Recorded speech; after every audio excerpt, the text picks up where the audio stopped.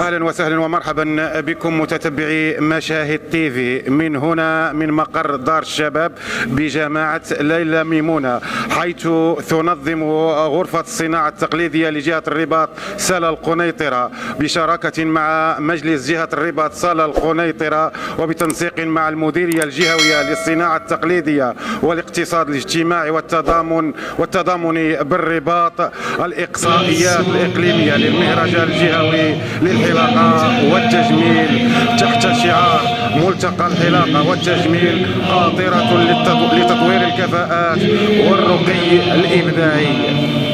ولتقريب مشاهدينا من هذا الحدث ينضم إلينا رشيد الكحل عضو غرفة الصناعة التقليدية بجامعة ليلى ميمونة. سي رشيد اهلا وسهلا. مرحبا سي عيسى. حدثنا شويش على هذا اللقاء هذا وعلى هذا يعني الاقصائيات اللي تجريها الغرفة في بجامعة ليلى ميمونة. اولا في بدايه الامر كنشكرك السي عيسى على التغطيه الصحفيه ديالك والمواكبه ديال هذا الحدث، كنشكروا مشاهد بريس على التغطيه هذه. وهذا الحدث كيدير في اطار يعني المجهودات اللي كنبذلوها على صعيد ليلى ميمونة والمنطقه ديالنا، باننا حنا نستافدوا من دورات تكوينيه ونستافدوا من مهرجانات اللي تعطي واحد الاشعاع ليلى ميمونة، لان اول مره كتنظم هذا الشيء هذا.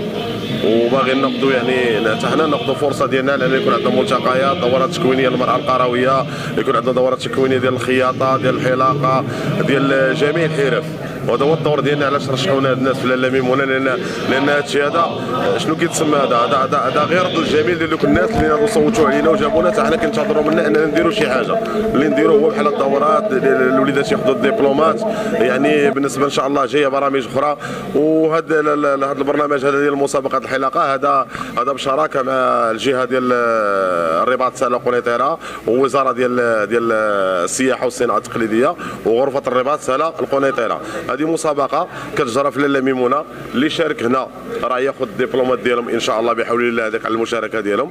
وان شاء الله غيكونوا واحد المتاهلين منا 3 الاشخاص او 4 من الصنف ديال الرجال، النساء كذلك ومثال غيكون واحد التمثيليه ديال النساء. وهادو كتسمى مسابقه اقليميه، ان شاء الله اللي يتاهلوا منا غيمشيو يشرفونا ان شاء الله ويمثلونا ثاني على صعيد الرباط سلا القنيطره. الاقصائيات هذه على صعيد الجهه كامله. بغيت غير نسولك، واش يعني هذه المسابقه هذه ما كتقتصرش غير على الحلاقه ديال الشباب فقط، وانما حتى على يعني نساء التجميل ديال الاعراس حاضرين معنا التمثيليه النسائيه بالنسبه للميدان ديال الحلاقه والتجميل، حاضرين معنا مشاركين. كاين معنا مشاركين من ليلى ميمونة مشاركين معنا، وكنتمناهم الله لهم انهم يعني حظوظ انهم ينجحوا. ولما لا تمثلنا المراه ان شاء الله اللي ديالنا في الحلاقه والتجميل، تمثلنا ان شاء الله في الرباط سلا، ويكون التتويج من ليلى ميمونة وتعرف ليلى ميمونة ان شاء الله. شكرا جزيلا.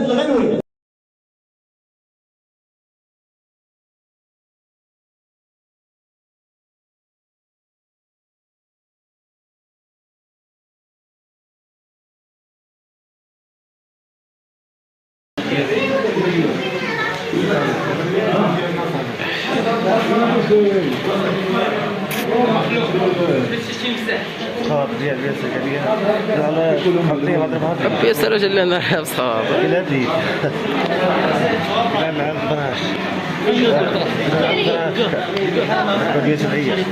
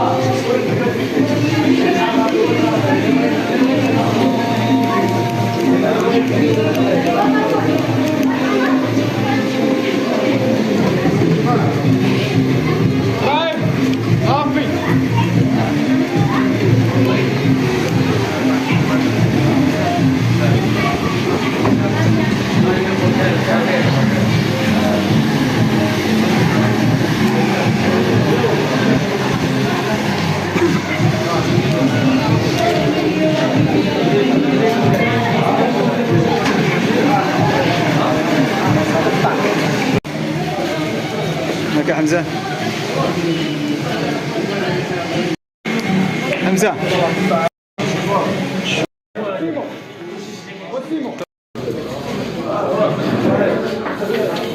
الذي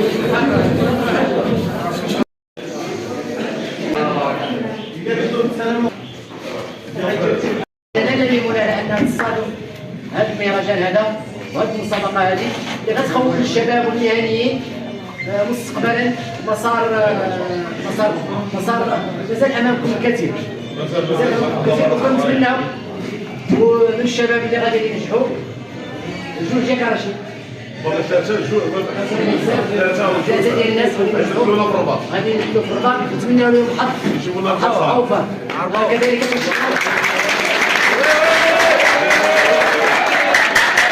كذلك ما ننساوش الاخوان المهنيين ديال عرباوه اللي حاضرين معنا كذلك في هذه المناسبه. رشيد رشيد عرباوه كذلك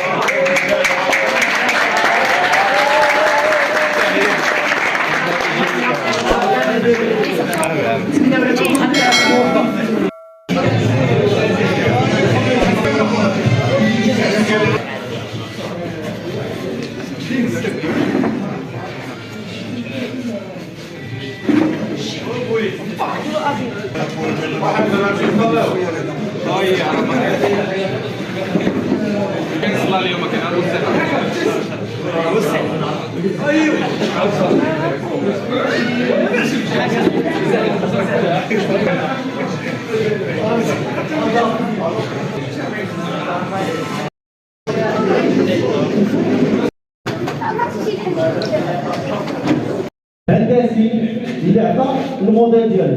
ثالثا كنشوفوا الاتقان ثاني على نقطه. رابعا كنشوفوا الفنيه والابداع. يعني كاين 4 الموقع راه تقدر تكون فنان في الرسم ولكن في الاتقان كتقسم النقطه. سيتادير النقطه ديال الرسم عندك طالعه والنقطه ديال الاتقان عندك هابطه. فكل واحد غياخذ النقطه اللي كيستحق. انا كنعطيكم غير الصوره العامه كيفاش كيمر التحليل باش تاخذوا فكره. هذا علاش كناخذوا الصور ديال كل واحد برا باش الناس يجلسوا في الاجتماع باش نختاروا 3 لان كاينه كوطه فيها 3 ضروري نختاروا احسن ما كاين هنا باش تعرفوا كيفاش كتمر عمليه التحكيم باش ما تفاجئش ولا تقول لا انا راه لا. التحكيم كياخذ 4 حوايج غنعاود نقول لكم: الفينيسيون والاتقان والابداع والخطوط. لان شحال واحد كيخدم كتلقى الخط هنا طالع وهنا الخط ماشي الخط اللي براسي لا الخط ديال الديكاداسيون. باش نكون معكم صريح العكس النساء ان شاء الله ما يساليو فغتحاولوا تساعدونا شويه بالنظام. هادو النساء اللي ينوضوا لهذا الشيء باش نقادوا تما ونجلسوا كامل صافي كل واحد يشد الكرسي ديالو ويجي يجلس على ما نقادوا